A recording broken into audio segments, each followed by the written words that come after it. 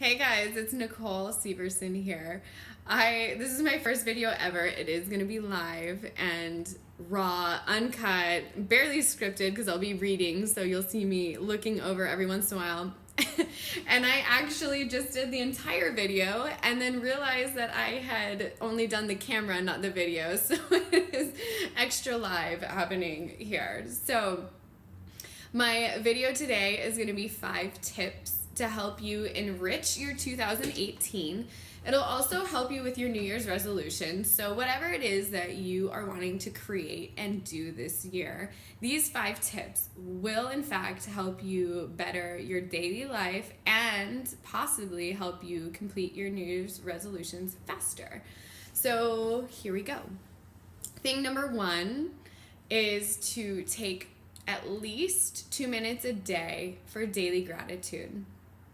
And this might sound like, okay, yeah, sure. But I really enjoy doing this first thing in the morning when I'm still kind of cozy in bed and in that sleepy state, or right before bed. Sometimes it helps me to sleep better as well.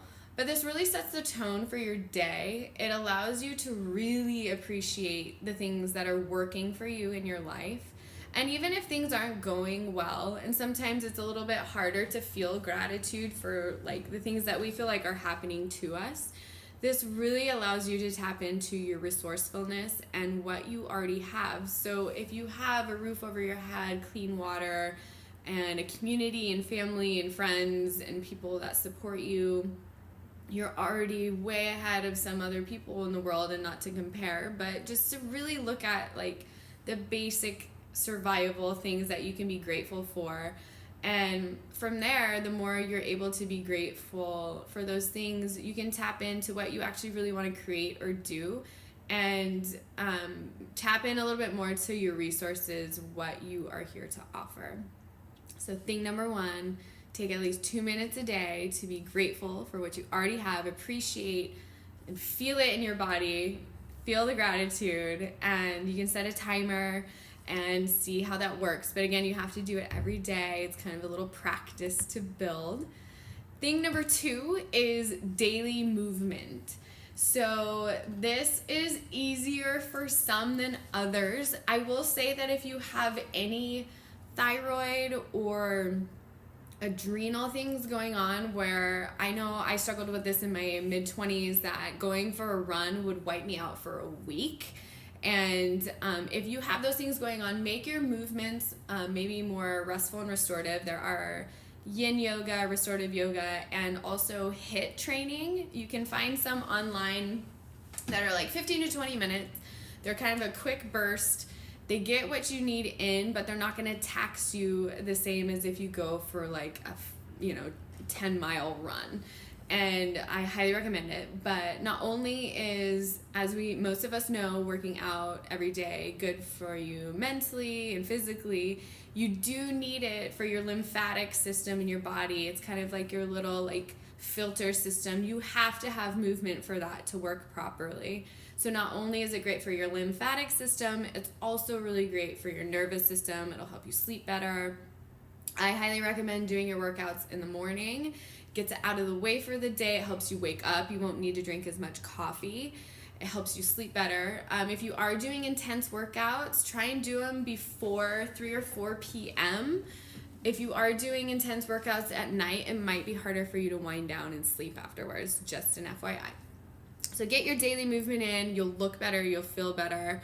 You'll have more energy. And to add to this, make sure you're getting adequate rest. So sleep is just as important as working out. So I know we're in a country and where it's so fast paced and so go and get things done and achieve, but you also need to rest. So in the same way that you only work out like your upper body one day, your lower body one day with a trainer at a gym, you have to let those muscle groups rest in order for you to get more.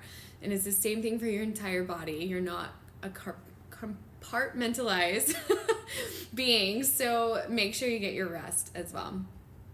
And again, we are live, so thank you with your patience for this raw dog video. All right, number 3. This one is a goal. The goal is to eat more vegetables, but the goal is to eat at least a pound of vegetables a day.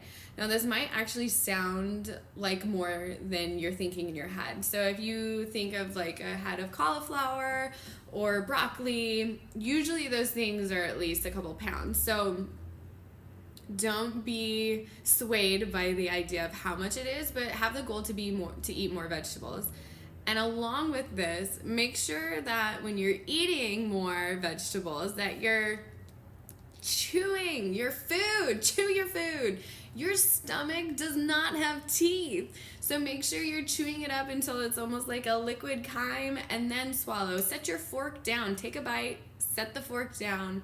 Chew your food, enjoy your food. I know we can all, like, we're all in a hurry, we all got things going on, and you sometimes don't even remember eating your food, but like the first step to mindful eating is to really take your time chewing your food. So please chew your food.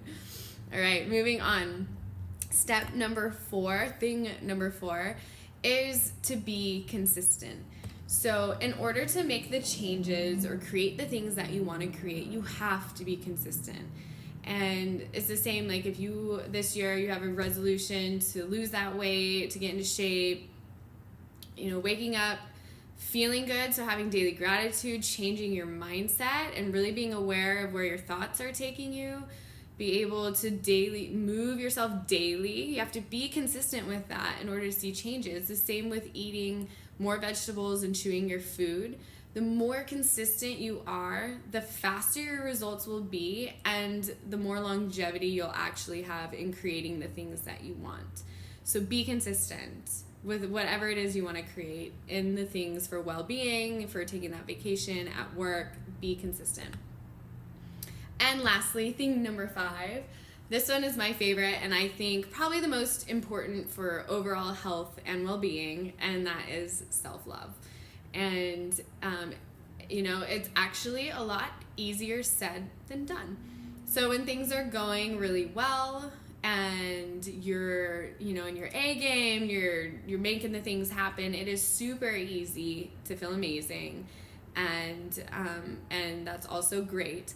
However, I'm more concerned with when things aren't going your way and maybe things aren't easy, and how you're treating yourself, talking to yourself in those times. And that's really where self-love comes in. So not only do you need to surround yourself with really amazing people who know you and see you for who you are and are able to love on you when things aren't going great, you also need to be able to do that for yourself. So it's a two-way street. And I really encourage you this year to practice anywhere where you notice you're judging yourself, to be able to come back to a place of really just loving on yourself and saying, you know what, didn't work out the way I wanted it to, or I messed up, but I can still be kind to myself, or I can make amends with myself or someone else, and start to make that a practice and be consistent with that. And I promise you that will change your world. That alone will change your world. But these 5 things together will enrich your daily life by 100 times, I promise. But you have to be consistent. I would love to hear how these things work out for you over the next week, over the next month, over the next year. And if you're interested in any nutrition coaching or one-on-one yoga instruction, you can check out my website. I'll leave a link below for my website where you can contact me. I look forward to hearing how these things work for you, and I look forward to hearing from you in general. Have a great day. Namaste.